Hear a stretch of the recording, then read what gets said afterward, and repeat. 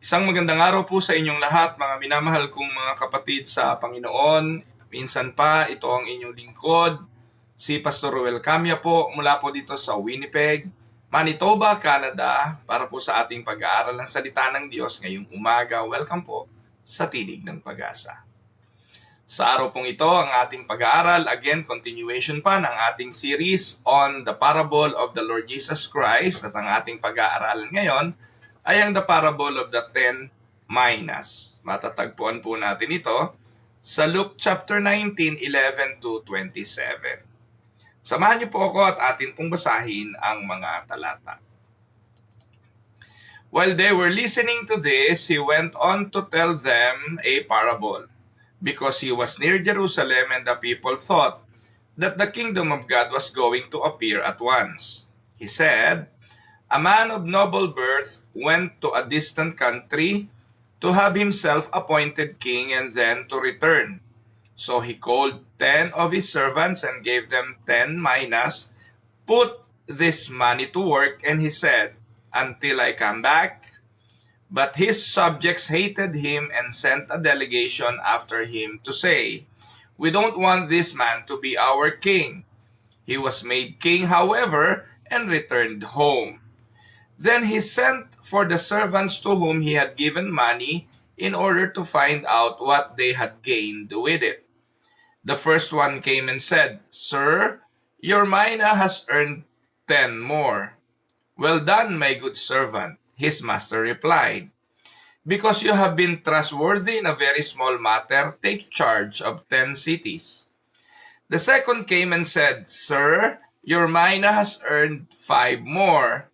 This master answered, "You take charge of 5 cities." Then another servant came and said, "Sir, here is your mina. I have kept it laid away in a piece of cloth. I was afraid of you because you are a hard man. You take out what you did not put in and reap what you did not sow." His master replied, "I will judge you by your own words, you wicked servant. You knew, did you, that I am a hard man, taking out what I did not put in and reaping what I did not sow? Why then didn't you put my money on deposit, so that when I came back, I could have collected it with interest?"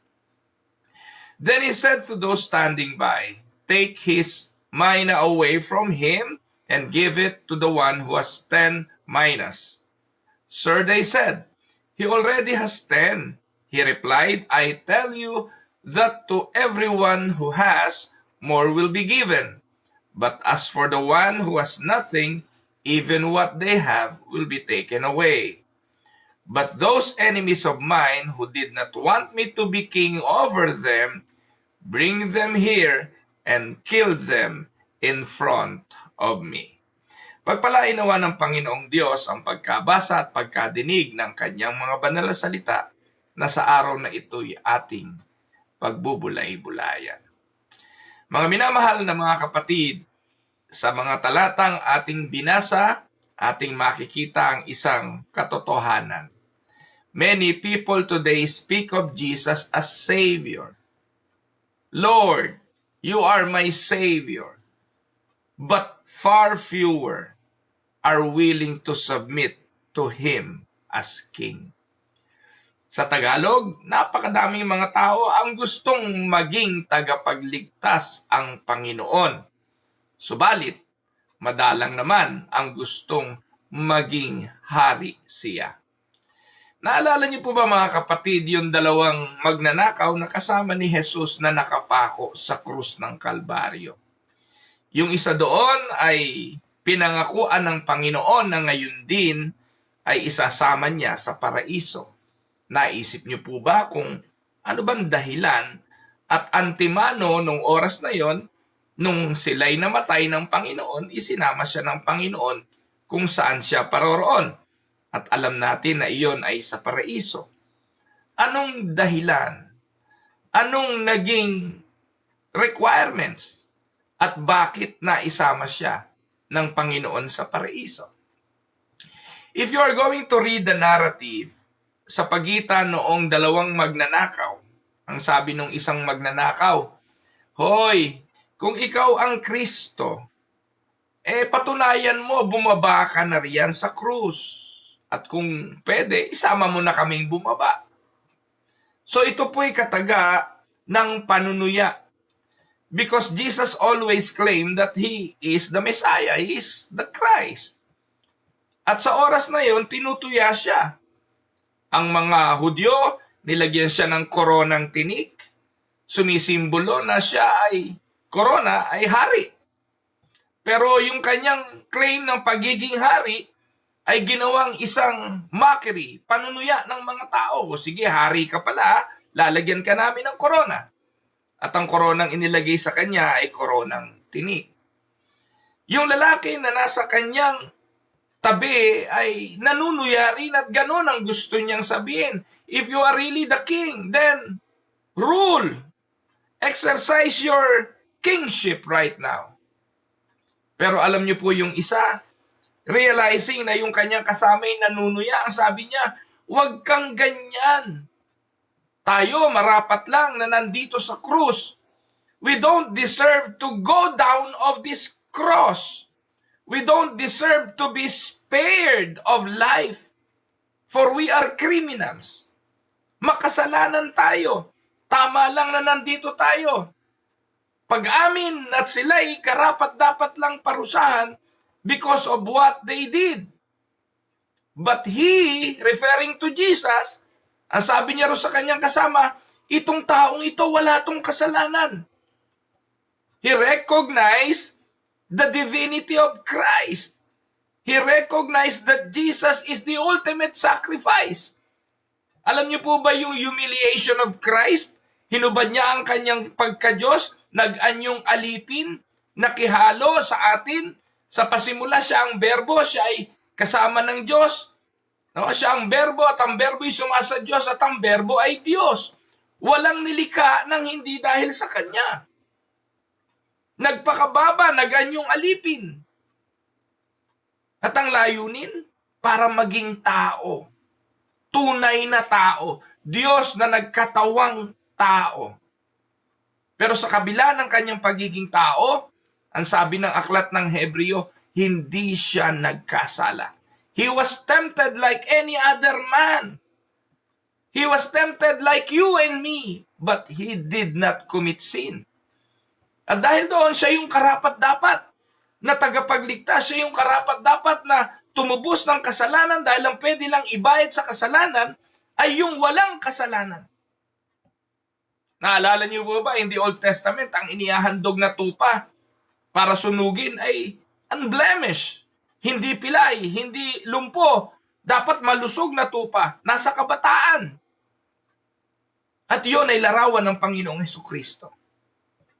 At nakakatuwa na yung lalaki sa kanyang tabi, na-realize yun. Makasalanan tayo, pero siya, wala siyang kasalanan. And then, he asked Jesus, "Jesus, remember me. Alalahanin mo naman ako pag ikaw ay nandun na sa iyong kaharian." So this man is acknowledging that Jesus is the ultimate sacrifice capable of saving us from our sin by being the ultimate sacrifice, and he acknowledged that Jesus has a kingdom. Therefore, he is a king. At ibinigay sa kanya ng Panginoon ang kataga na pinapangarap ng bawat isa. Na sabihin din sa atin yung katagang, "You will be with me in paradise." Malungkot na katotohanan, many people want to be savior want Jesus to be their savior, but only few are willing to submit to his kingship. We love the idea of forgiveness, but we resist the idea of authority. We want grace, but not accountability. Sa Luke chapter 19, as Jesus is drawing near to Jerusalem, the people are filled with expectation. Dahil malapit na ang pagpasok ng Panginoon sa Jerusalem, naniniwala sila na ang kaharian ng Diyos ay malapit na. Because they consider Jesus as somebody who will topple down the Roman government. They are looking for a political Messiah. They are looking for a visible reign, an instant victory. But our Lord corrects them. Jesus corrects them. And by doing so, He told them a parable, not merely to inform them, but to confront them. At ano yun? Ito yung parable of the 10 minas. A parable that teaches a sobering truth.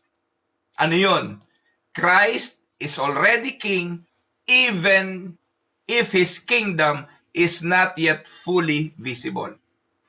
And every life is accountable to Him as king.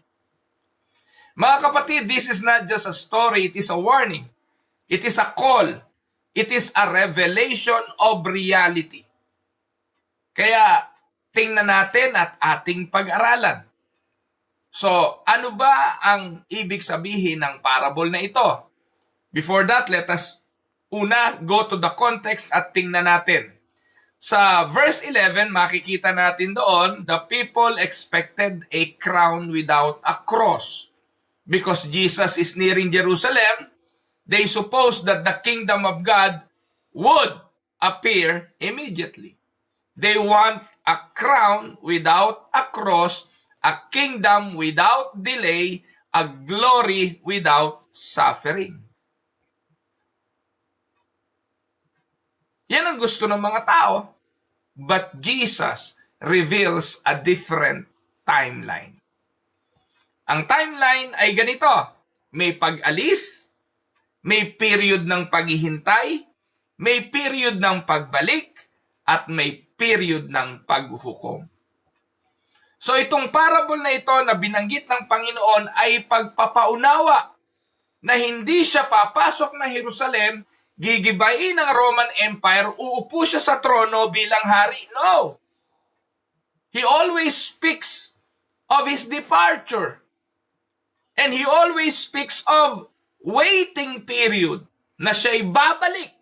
At sa kanyang pagbalik, siya ay maghuhukom. So this parable spans from Christ's ascension to His second coming.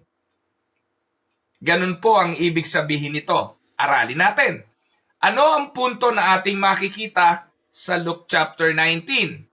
Simulan natin sa verse 12. Let us look at the nobleman's authority. Nagsimula ang parable sa verse 12. He said, a man of noble birth went to a distant country to have himself appointed king and then to return. Sino ang nobleman na binabanggit diyan sa parable? Walang iba kundi si Christ, si Jesus. Pagkatapos ng kanyang kamatayan at ng kanyang resurrection, Christ would ascend. Hindi para i-abandon yung kanyang kaharian, kundi para tanggapin ito. Jesus received the kingdom. So, He is not waiting to become king. Jesus is already king. He is now king. And after His resurrection, pagkatapos na siya'y mabuhay, anong declaration ni Jesus? Sa Matthew 28:18, ang sabi ng Panginoon, all authority in heaven and on earth has given to me. From the Reformed perspective, this affirms the present reign of Christ. Christ is now reigning. Naniniwala tayo doon, kaya hindi tayo naniniwala sa millennium. Hindi tayo naniniwala doon sa 1,000 years reigns because Christ is now reigning. He sits at the right hand of the Father, ruling over all things for the sake of His church. So, iyan po yung paniniwala natin. At siya po, ang sabi, let us notice, He will return. So the King who ascended on high will come again. But this time, not in humility, but in glory. Kaya yung mga mananampalataya, dapat naiintindihan nyo talaga yung creed. Naiintindihan nyo yung sinasampalatayanan nyo. Di po ba ano yung humility of Christ? He was born of the Virgin Mary, suffered under Pontius Pilate, He was crucified, died, and was buried. That is Christ's humility. And then, He ascended to heaven, seated at the right hand of the Father, and then He will come to judge the living and the dead. Yung Kristong pumunta bilang sanggol, that is His humility. But His return, after He goes, ascended to heaven, this time is with His glory. Oh. Not as a servant, but He will return as a judge. And this destroys two dangerous errors. Winawasak nito ang dalawang pagkakamaling itinuturo ng maraming mga pastor. Una, si Kristo raw ay hindi pahari. At si Kristo raw will not return to judge. No!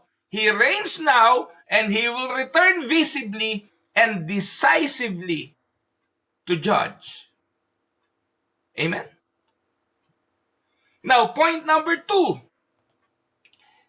Let us look at the servant's responsibility.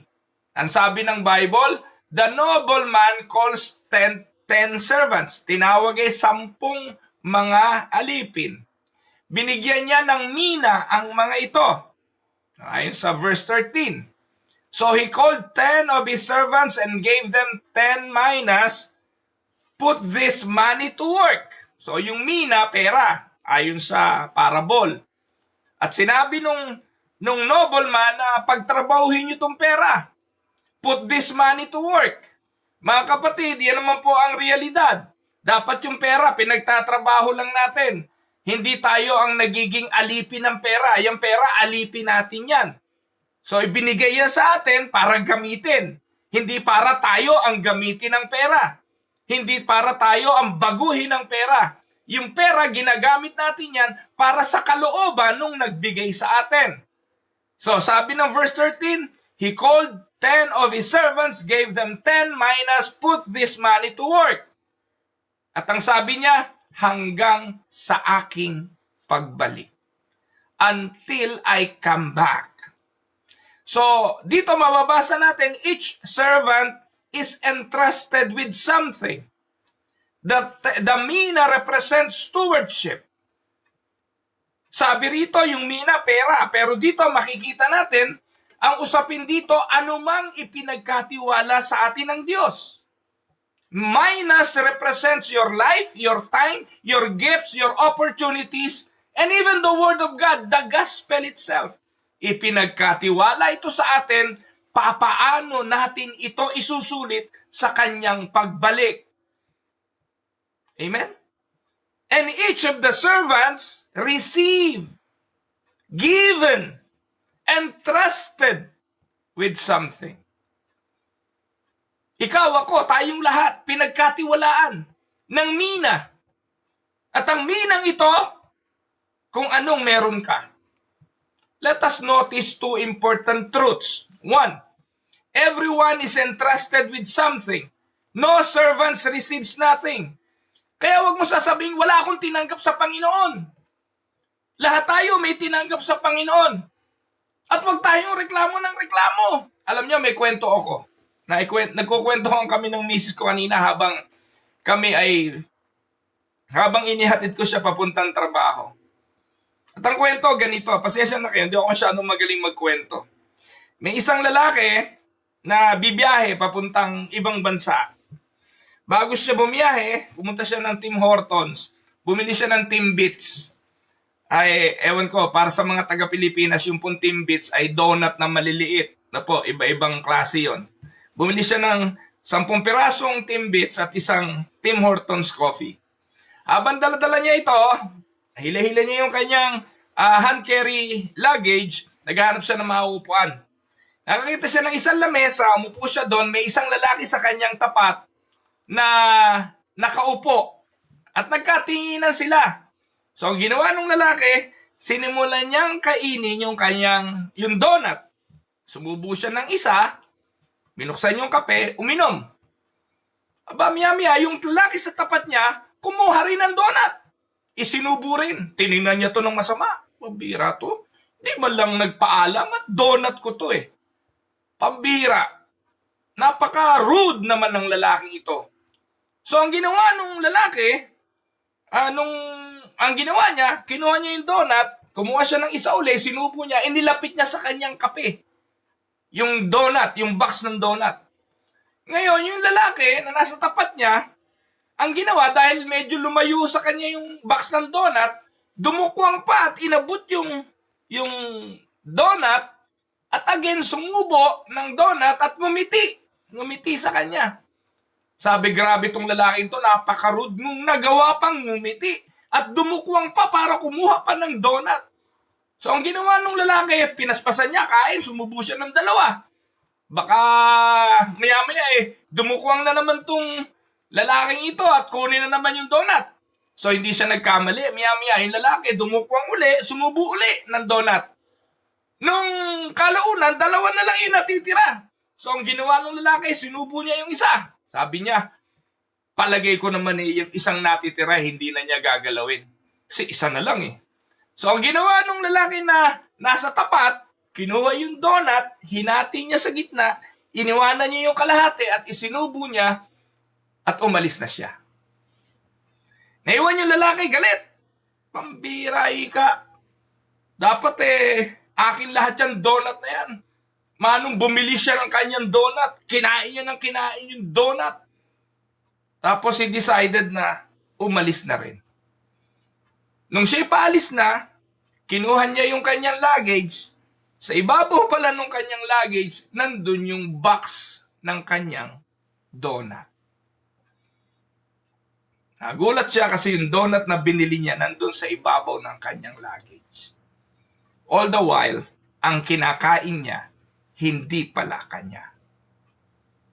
At ang mabigat nito, habang kinakain niya, ang donut na hindi kanya, nagpupuyos ang kanyang damdamin, panay ang reklamo niya, masama ang kanyang loob dahil ang kanyang pakiramdam may nangyayaring injustice dahil hindi nasusunod yung kanyang gusto. How often ganito rin tayo? Ang Diyos ang nagkatiwala sa atin, Kanya yon. Diyos ang nagbigay, Kanya yon. Samantalang tayo, nakiambos na lang tayo, pinagkalooban na lang tayo, reklamo pa tayo ng reklamo sa mga bagay na hindi naman natin pag-aari. Mga kapatid, maaaring kwentong kutsero. Hindi naman kayo madalas nakakarinig sa akin ng kwentong kutsero. Pero I just use that story to illustrate the fact that we don't own anything. And all of the servants in our story today, in the parable of the Lord, receives something. No servant receives nothing. Kaya wag mo sasabihin, wala kang tinanggap. In the same way, no one here can say, I have nothing to offer because I don't receive anything. Kapatid, God has given you a life. God has given you a calling. God has given you a measure of grace. Can we say amen? Now, tingnan natin ang ikalawang katotohanan. The first truth, everyone is entrusted with something. Second, faithfulness is required, not greatness. Sa ibinigay ng Diyos sa atin, ang hinihingi ay katapatan. Ang hinihingi ay katapatan, hindi greatness. When the nobleman returns, he evaluates his servants. Ayon sa atin pong binasa, one has gained 10 minus, another 5. And those two both are commended. Ang tanong, bakit? Not because of the amount. Pareho lang silang binigyan ng commendation eh. Yung 10 at saka yung 5, pareho lang ang sinabi sa kanila. Saan sila kinomend? Not because of the value, not because of how many they gain, they were commended because of their faithfulness. At pareho silang tumanggap ng katagang, well done, my good and faithful servant. Mga minamahal kong mga kapatid, this is the heart of Christian living. God does not call you to be successful in the world's eyes. Sa mundo natin ngayon, maging ang simbahan, ang mga pastor, they are eyeing for what? They are eyeing for success in this world.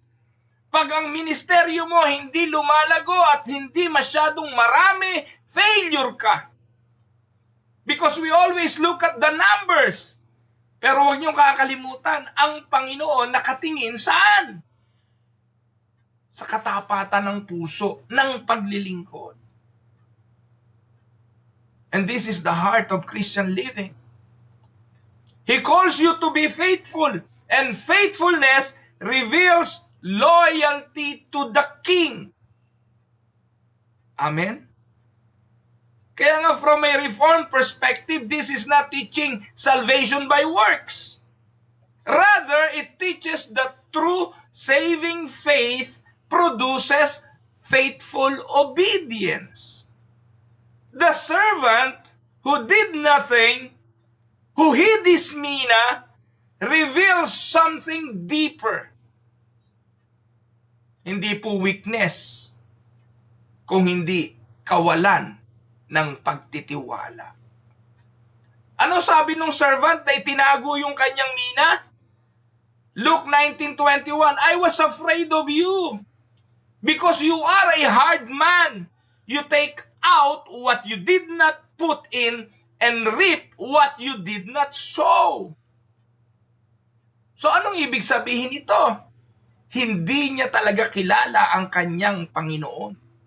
And he did not trust his master. His inactivity exposes a rebellious heart. Inutusan siya eh. Gamitin niyo yan, ipangalakal niyo yan hanggang sa pagparito ko. Yun lang hindi niya pa nasunod. Binaliwala niya yung utos. In fact, ang ginawa niya, o sige, tago ko na lang yan, bahala ka sa buhay mo. Basta ako, kung babalik ka, may dadatnang ka, pero hindi ko yan gagamitin. Palatandaan ng hindi pagsunod, ito ay rebellious heart. Tama? So ano naging bunga? Yung meron sa kanya, tinanggal pa sa kanya. And mga minamahal kong mga kapatid, this is a very sobering warning. A profession of faith without a life of obedience is empty. It is in vain.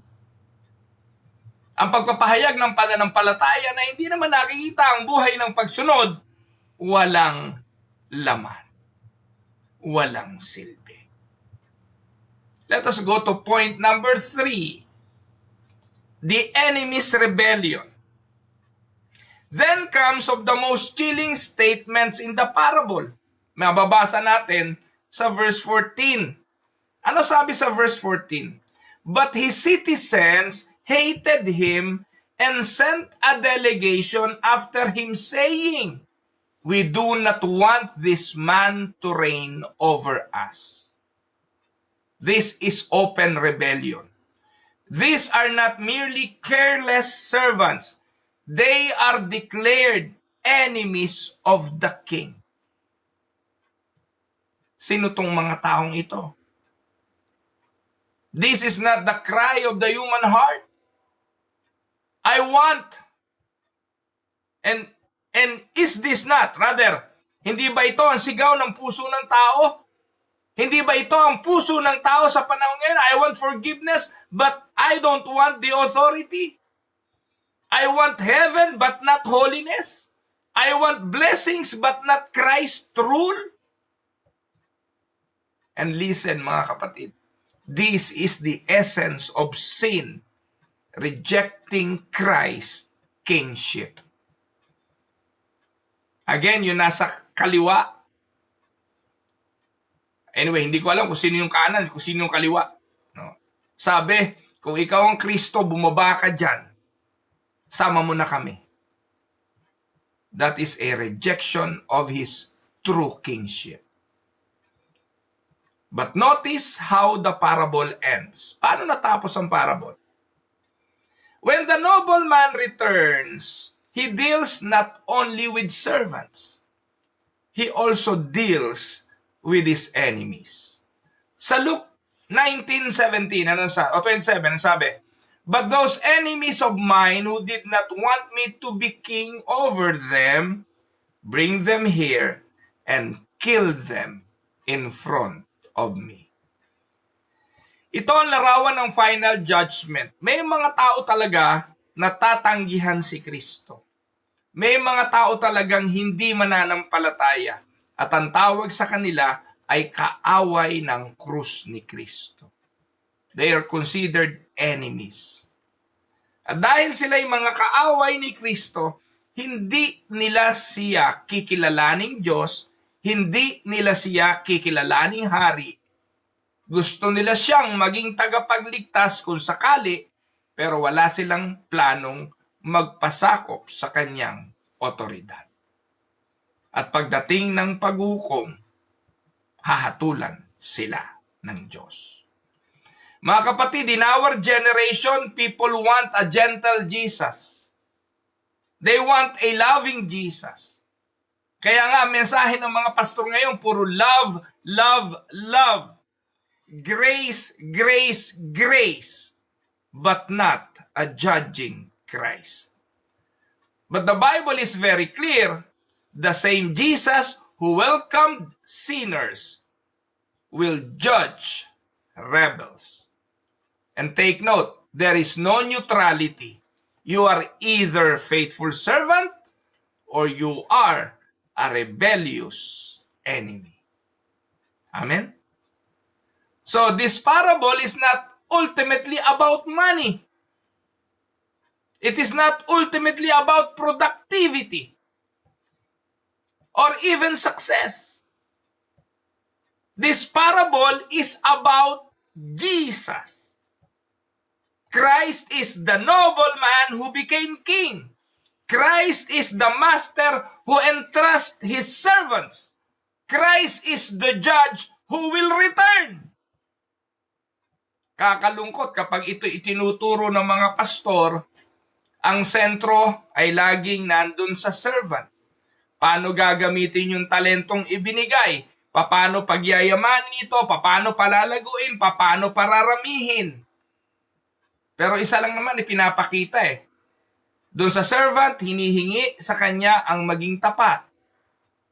But the message of this parable is centered not on money, not on productivity, not on success, but on Christ.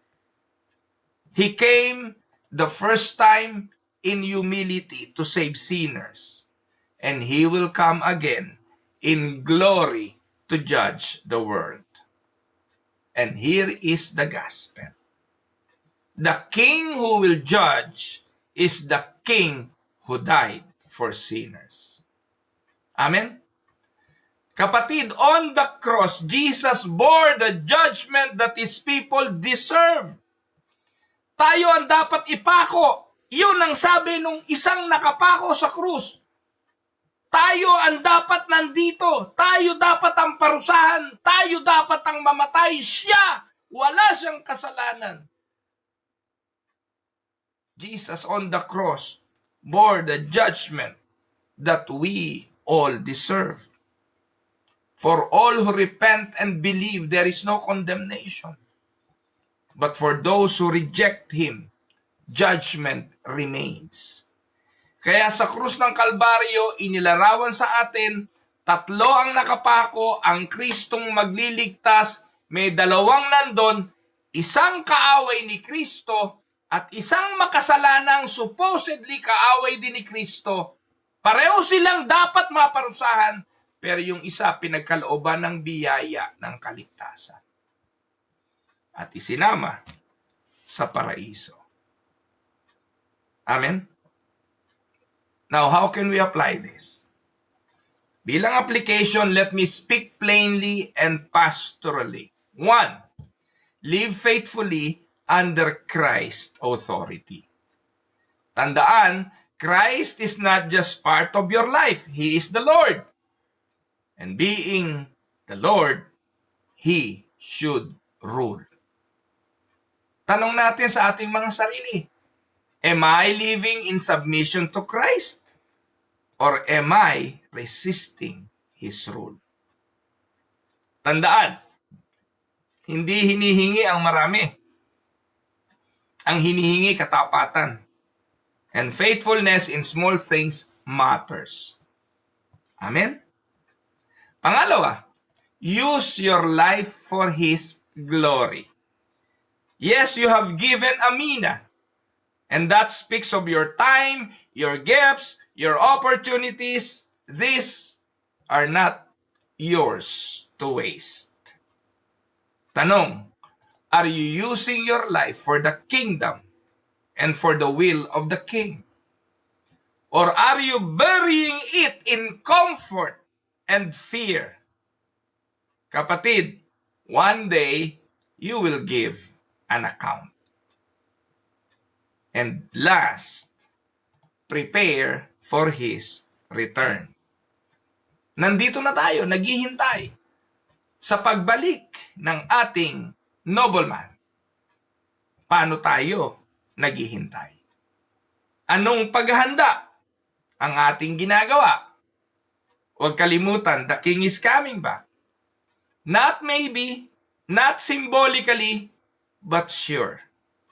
And when He comes, faithful servants will be rewarded, false servants will be exposed, and enemies will be judged. Tanong, handa ka na ba? Mga minamahal na mga kapatid, this parable leave us with a dividing line. There are only two kinds of people. Lagi ko tong pinapaalala. Walang tatlo, walang nasa pagitan, dalawa lang. Una, those who say, your will be done. And those who say, we don't want this man to reign over us. But in the end, only one will stand. Amen? Kapatid, the King is coming. So live faithfully, serve diligently, submit fully. I want you to trust in Christ, the King who saves, the King who reigns, and the King who will return. So bibigyan ko po kayo ng reflection questions. Pagbulay-bulayan po ninyo, in what areas of your life are you resisting Christ's authority? What mina has God entrusted to you, and how are you using it? Does your life show evidence of faithful obedience? Are you truly ready for the return of Christ? Let us pray. Thank you, Father. Thank you for giving us your message for today. Thank you for reminding us of your sure return. Ihanda mo kami. Gawin mo kaming tapat sa iyong mga utos at gawin mo po kaming karapat-dapat. Pagpalain mo ang iyong mga anak, lahat ng mga taga-subaybay ng Tinig ng Pag-asa. Tulungan mo silang maintindihan ang bawat mensahe na ipinapahayag dito at gawin mo rin silang instrumento para sa pagkatuto ng iba. Thank you, Lord, and we give you praises. We give you glory in the mighty name of Jesus. Amen. Ako po ang inyong lingkod, si Pastor Ruel Camia mula dito sa Winnipeg, Manitoba, Canada, para sa pag-aaral ng salita ng Diyos ngayong umaga, dito po sa Tinig ng Pag-asa. God bless everyone.